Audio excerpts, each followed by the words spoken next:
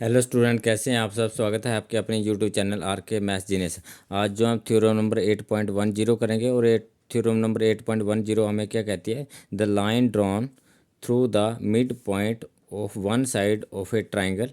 तो इसमें आपको ये बोल रहा है कि आपके पास एक ट्राइंगल है और ट्राइंगल के एक साइड पे जो है एक मिड पॉइंट है और उस मिड पॉइंट से हम जो है एक लाइन ड्रॉ करेंगे और वो क्या है, वो लाइन जो है parallel to the another side, जो दूसरी साइड के जो है पैरेलल होगी वो line, and bisect the third side. तो जो थर्ड साइड को जो बाइसेक्ट करती है, तो इसका मीनिंग को हम पहले समझते हैं कि इसका मीनिंग ये क्या बोल रहा है। तो हमारे पास एक ट्राइंगल है, हम रफ स्केच में ड्रॉ करेंगे एक ट्राइंगल। तो हमारे पास एक ट्राइंगल आ गई, तो हमें ए बी सी एक ट्राइंगल आ गई। ये हमारे पास ए बी सी आपके पास ट्राइंगल आ गई। ट्राइंगल की एक साइड पे एक मिड पॉइंट है, तो उसने बोला है line drawn through the mid point of one side of A triangle. जिस पॉइंट साइड पे जो मिड पॉइंट है वहाँ से हम एक लाइन ड्रॉ करेंगे। तो ये यहाँ पर डी मिड पॉइंट है ए बी का, और मिड पॉइंट यहाँ से हम डी से जो है एक लाइन ड्रॉ करेंगे। तो ये लाइन आपने ड्रॉ करिए, डी ई लाइन इसको बोलेंगे। तो ये डी ई लाइन जो है पैरेलल टू जो है बी सी है, दूसरी लाइन के जो है पैरेलल है। तो ये थर्ड लाइन ए सी रही, और तो ए सी को जो है बाइसेक्ट करती है, मतलब ई is mid point of A सी। ये आपसे पूछ रहा है, तो हमें प्रूव करना है E is mid point of A C. अगर हम A E is equal to E C prove करने में अगर सक्सेसफुल हो गए, तो हम इसको बोल सकते हैं कि जो आपके पास ई is mid point of A सी। तो हम सबसे पहले हमें इसमें जो है गिवन लिखेंगे। हमारा गिवन क्या है, तो हमें गिवन है एक ट्राइंगल गिवन है, तो हम गिवन में लिखेंगे गिवन। गिवन में हमें क्या गिवन है, एक ट्राइंगल गिवन है, तो हम लिखेंगे in triangle A B C. A B C triangle में एक साइड पे मिड पॉइंट है, तो डी इज़ मिड पॉइंट जो है ए बी बोलेंगे। तो D is mid point, of is mid point of ए बी। एंड जो डी जो है मिड पॉइंट है वहाँ से हम एक लाइन ड्रॉ करें, जिस जो लाइन जो है डी ई लाइन है, डी ई जो है पैरेलल टू बी सी है, तो हम इसमें लिखेंगे D E parallel to B C. ये भी आपको जो है गिवन में दिया हुआ है। तो आपको D is mid point of A B दिया, और डी मिड पॉइंट से हम एक लाइन ड्रॉ करें, और लाइन जो है डी ई है, और डी ई लाइन जो है ये हमारे पास जो है मिड पॉइंट से हमने लाइन ड्रॉ करी है, तो डी ई लाइन है। डी ई जो है बी सी के जो है पैरेलल है। तो हमें जो प्रूव कर रहा है कि ये थर्ड साइड आपके पास जो है ए सी रह गई है, क्योंकि A D is mid point of A B, और ए बी से डी के मिड पॉइंट से हम लाइन ड्रॉ कर रहे हैं D E parallel to B C है, तो थर्ड साइड ए सी रहेगी। थर्ड साइड को ये इसने बोला है कि वाइसेक्ट द थर्ड साइड, मतलब थर्ड साइड को वाइसेक्ट करते तो हम बोलेंगे कि ई इज मिड पॉइंट, जिसका मतलब E is mid point of A C हम प्रूव करेंगे। तो हम इसमें टू प्रूफ लिखेंगे। टू प्रूफ हमारा क्या आएगा, E is mid point of A C, E is mid point of A C, जिसका मतलब है हम उसको और करके लिख सकते हैं, और हमें क्या इसको लिख सकते हैं ए ई इज इक्वल टू जो है ई सी हम जो है प्रूव करेंगे। और तो हम बोल सकते हैं कि ई is mid point of A सी। इसके बाद हम कंस्ट्रक्शन करेंगे। कंस्ट्रक्शन हम अपने जो है बेनिफिट के लिए करते हैं, तो कंस्ट्रक्शन में हम क्या करेंगे, कंस्ट्रक्शन में हम करेंगे draw C F parallel to B D. तो हम इसमें लिखेंगे draw C F parallel to B D meeting D E produce at F. जो डी ई को आगे प्रोड्यूस करने पर, बढ़ाने पर जो है एफ पॉइंट पे जो है मीट करती है, ये इसमें हमने जो कंस्ट्रक्शन में लिखा है। अब हम इसमें जो है प्रूफ करेंगे अपना। तो प्रूफ हम लिखेंगे, इस प्रूफ में क्या लिखेंगे,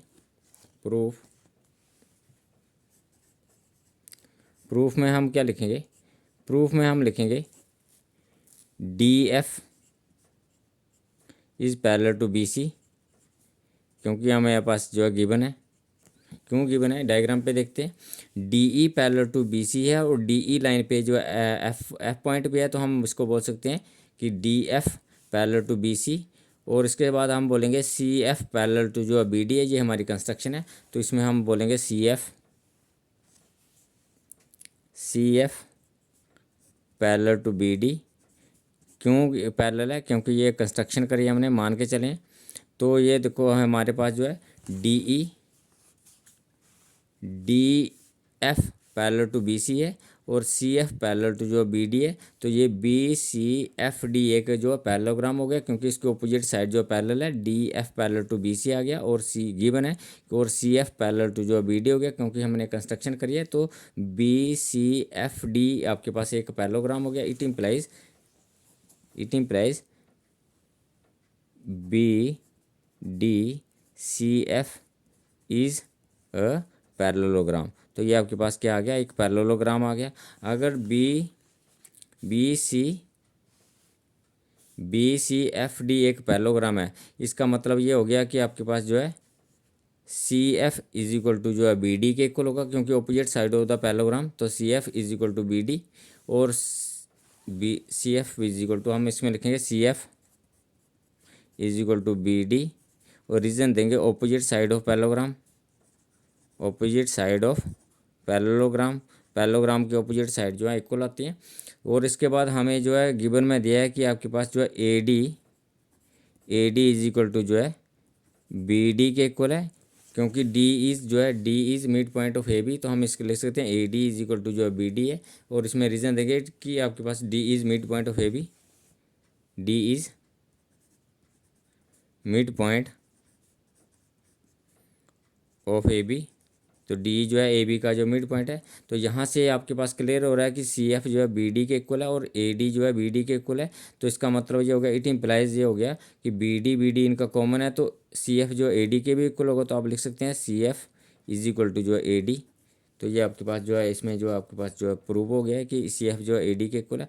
अब हम जो है ए ई डी और सी ई एफ ट्राइंगल को जो कॉन्ग्रेंट करेंगे, और सी पी सी टी से हम कोशिश करेंगे कि आपके पास ए ई इज इक्वल टू सी ई के इक्वल आ जाए।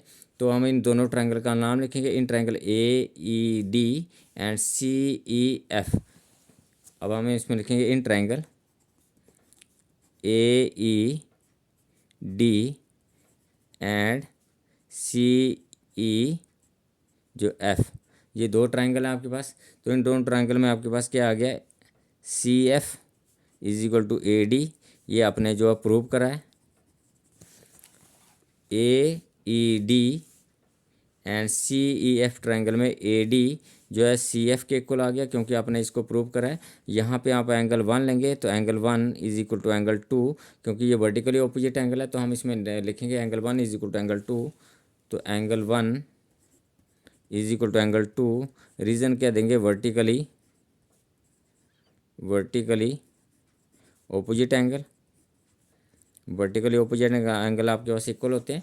और थर्ड में आपके पास क्या आएगा, एंगल 3, ए पॉइंट पे एंगल आप 3 ले रहे हैं, तो एंगल 3, और ये आपके सी पॉइंट पे एंगल 4 रहे थे, angle 3 is equal to angle 4 लेंगे। तो इसको angle 3 is equal to angle 4 क्या होगा लेंगे, तो ये क्यों इक्वल होगा, तो यहाँ से आपके रफ डायग्राम पे समझते हैं। तो ये आपके पास बी सी है, ये आपके पास बी सी लाइन आई है, तो ये आपके पास बी सी लाइन आई है, और ये आपके पास बी ए है, ये बी ए है, बी सी आ गया, ये बी ए आ गया, और ये सी एफ लाइन है, तो ये एफ पॉइंट आ गया। और यहाँ से ए और सी को अगर ज्वाइन करें, तो बी ए जो है सी एफ के आपके पास पैरेलल है, और एंगल 3 जो है एंगल 4 के इक्वल होगा, क्योंकि अल्टरनेट जो है इंटीरियर एंगल आएंगे। तो हम इसमें रीज़न देंगे एंगल 3 जो है एंगल 4 के इक्वल है, क्योंकि C F parallel to B है, तो angle 3 is equal to angle 4, और इसको हम लिखेंगे अल्टरनेट इंटीरियर एंगल। तो angle 3 is equal to angle 4, angle 3 is equal to angle 4 क्यों इक्वल है, क्योंकि अल्टरनेट जो है इंटीरियर एंगल है, इसलिए आपके पास जो है अल्टरनेट इंटीरियर एंगल इक्वल होते हैं। देयरफॉर कौन सा क्राइटेरिया यूज़ हो रहा है, तो हमारे पास क्या आया, हमने जो है सी एफ जो है ए डी के इक्वल प्रूव करा है, इसलिए आपके पास जो है इक्वल है ए डी जो है सी एफ जो है ए डी के इक्वल है, हमने इसको प्रूव करा है। Angle 1 is equal to angle 2 के इक्वल है, वर्टिकली ऑपोजिट एंगल है, और angle 3 is equal to angle 4 के इक्वल है, अल्टरनेट इंटीरियर एंगल है, क्योंकि बी ए जो है सी एफ के पैरेलल है, और ए सी जो है ट्रांसवर्सल है। तो ए सी और सी एफ, ए सी के साथ जो है सी एफ और बी ए जो है आपके पास अटैच हो रही हैं, तो एंगल 3 और एंगल 4 इक्वल हो गया, अल्टरनेट इंटीरियर एंगल। देयरफॉर कौन सा क्राइटेरिया यूज़ हुआ, ए एस, और यहाँ भी कौन सा क्राइटेरिया यूज़ हो रहा है आपके पास, ए एस। तो देयरफॉर ए एस से दोनों ट्राइंगल जो है कॉन्ग्रेंट हो जाएंगे। तो देयरफॉर आपके पास कौन सा क्राइटेरिया यूज़ हो रहा है यहाँ पे, ए एस। देयरफॉर हम लिखेंगे, therefore by AAS rule triangle क्या होगी, ट्राइंगल AED इज कॉन्ग्रुएंट है ट्राइंगल CEF। अगर ये दोनों ट्राइंगल जो है कॉन्ग्रुएंट हो गई हैं तो हम CPCT से ये लिख सकते हैं, अगर ये दोनों ट्राइंगल जो है कॉन्ग्रुएंट हो गई हैं आपके पास, ये ट्राइंगल AED एंड CEF अगर कॉन्ग्रुएंट हो गई तो हम लिख सकते हैं AE इज इक्वल टू जो है CE के इक्वल है, क्योंकि CPCT से कोर्सपोंडिंग पार्ट होता है कॉन्ग्रुएंट ट्राइंगल। तो देयरफॉर दोनों ट्राइंगल कॉन्ग्रुएंट हो गए, इसलिए हम लिखेंगे AE इज इक्वल टू जो है CE, और रीजन क्या देंगे CPCT से, CPCT का मतलब कोर्सपोंडिंग पार्ट होता है कॉन्ग्रुएंट ट्राइंगल। और इसको इट इम्प्लाइज हम इसमें ये लिख सकते हैं E is mid point of AC, तो E is mid point of AC। तो ये आपके पास जो है थर्ड साइड जो है बाइसेक्ट करती हुई प्रूव होगी, E is mid point of AC जो है इसमें जो आपके पास जो है प्रूव हो गया है। तो thank you for watching me.